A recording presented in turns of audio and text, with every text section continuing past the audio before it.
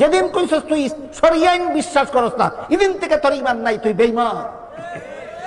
এখন যদি কেউ বলে রাজনৈতিক জীবনে শরিয়া আইন মানি না, তার কাবিল তুই জামিয়া আহকামিহি গেল কোথায়? বুঝেন নাই কথাটা? আমি রাষ্ট্রীয় জীবনে শরিয়া আইন মানি না। শরিয়া আইন ব্যক্তি জীবনে, একজন ব্যক্তিগতভাবে নামাজ পড়বে, আমি বাধা দিব না। একজন ব্যক্তিগতভাবে কোরআন তেলাওয়াত করবে, আমি বাধা দিব না। একজন ব্যক্তিগতভাবে তসবিহ পড়বে, আমি বাধা দিব না। একজন ব্যক্তিগতভাবে ওয়াজিফা পড়বে, আমি বাধা দিব না। একজন ব্যক্তিগতভাবে দোয়া দুরূদ পড়বে, আমি বাধা দিব না। কিন্তু রাষ্ট্রীয় জীবনে আল্লাহর বিধান চালু করতে চাইবে, অবশ্যই আমি বাধা দেব। তার কাবিল তু জামিয়া আহকামিহি রইছে না চলে গেছে? তার ঈমান আছে না গেছে?